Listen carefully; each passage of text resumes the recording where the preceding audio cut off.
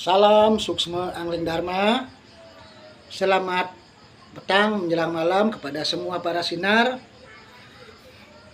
para abdi, para utusan, para pengiring, para pelayan, para pengayah, para kesatria, penegak dharma, penyebar dharma, pelindung dharma, pembela dharma, dimanapun kalian berada. Ratu malam ini ada di Pesanggerahan, tetap setia tulus menjalankan tugas kewajiban untuk selalu menyebarkan ajaran kesucian, ajaran kebajikan dan kebijakan, ajaran kerahayuan kepada seluruh umat, khususnya dulu kepada semua para sinar. Karena Guru Atu pencerahan, tentunya banyak media yang sudah Guru Atu lakukan.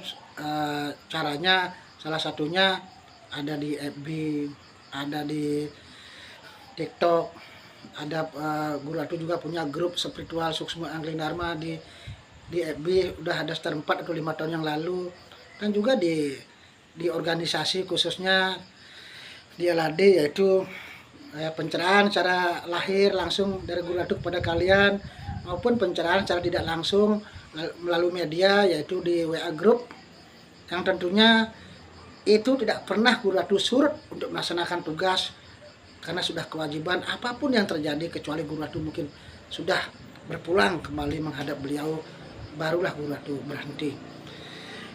Tentunya disinilah kita semua diuji kesabaran kita dalam rangka kita menjalankan tugas.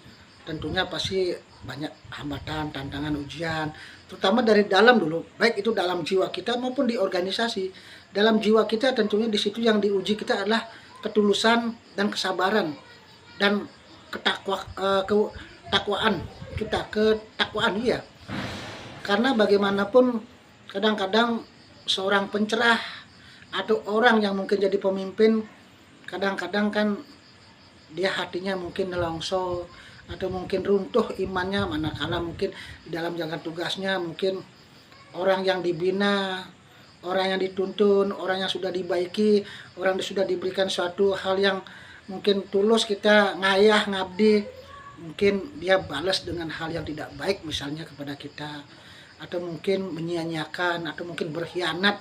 Dalam artian berkhianat itu adalah lupa asal usulnya, ada di LAD hanya untuk mencari ilmunya saja, tapi sudah ada tujuan tidak baik di dalam benaknya, dan akhirnya ya menikung, menusuk, atau mencari ilmunya hanya untuk kepentingan pribadi atau golongan grupnya. Biarkan saja. Guru Atu sebagai guru, dan kalian Ratu Bina sebagai seorang guru juga, yakinlah segala sesuatu kebaikan, ketulusan kita yang kita bagikan kepada siapapun, sekecil apapun kebaikan yang kita lakukan, yang penting dasar tulus ikhlas sesuai dengan kemampuan dan keadaan, akan mendapatkan pahala yang sudah akan dihitung, dicatat oleh Tuhan, dan akan diberikan imbalannya kepada kita. Kita jangan membalas ya hal yang buruk, mungkin perlakuan buruk yang dilakukan oleh orang lain kepada kita. Tentunya itu memang perlu namanya ya kesabaran yang lebih tinggi, ya ketenangan. Begitu juga ujian datang dari organisasi, seperti Guru Atu tadi bilang, selain iman kita runtuh karena mungkin ujian itu membuat kita mungkin jadi merasa ya kecewa, merasa ndok bayune jadi guru ndok benuturin karena yang dituturin tuh nggak benar orangnya. Nah, itu kan salah satu ujian dari dalam jiwa kita yang membuat kita kadang-kadang runtuh. Bisa juga dari organisasi, kita sudah terus berjuang untuk memberikan suatu cahaya, tapi yang dituntun terus melempem, ya tidak ada respon, kurang jiwa memiliki, kurang memiliki jiwa untuk ya saling bagaimana kita mensupport, bagaimana menghormati, menghargai apa yang mungkin sudah kita lakukan. Itu memang betul-betul tantangan seorang guru. Masalahnya kita guru seorang spiritual, beda kebatinan. Kalau kebatinan kan zaman sekarang kalau nama sudah namanya unsur kekuatan, orang pasti senang, karena tidak diajari tata cara hidup yang benar seperti ini, bagaimana jadi orang dharma. Jadi intinya kalau orang belajar kebatinan, dia dharma itu nomor 2. Yang penting dapat ilmunya, dapat kekuatan, dapat kesaktian. Masalah undang-undang perilaku diatur oleh ajaran Dharma nggak dimikir dia. Yang penting sudah dapat ilmunya, entah itu bayar berapa juta pun pasti banyak orang suka, banyak orang mencarinya. Yang penting tidak dihalangi niat batin maupun lahirnya, tidak dihalangi jiwanya, kan begitu. Makanya kalau orang belajar spiritual itu memang sedikit pengikutnya, karena kalau orang sudah belajar spiritual, apalagi belajar spiritual ketuhanan yang menganut dasar dharma, di sini adalah ketulusan orang belajar untuk mau siap ditegur, siap dinasihati, siap diperbaiki, siap dituturin.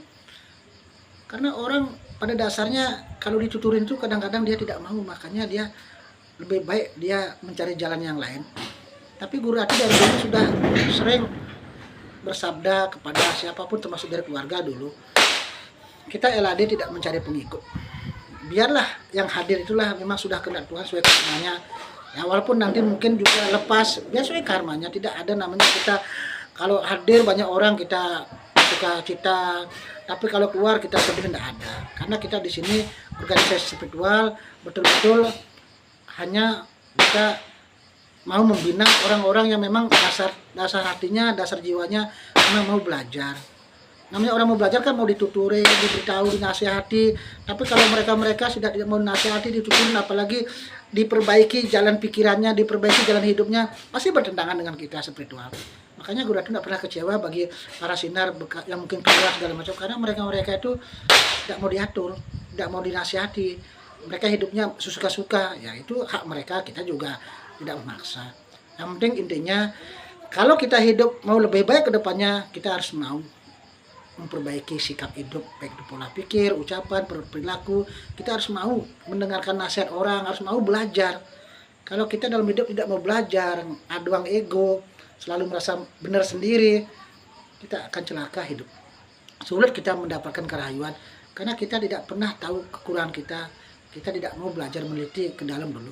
Oke, tetap semangat semuanya para sinar LAD. Hidup jaya, mereka rahayu.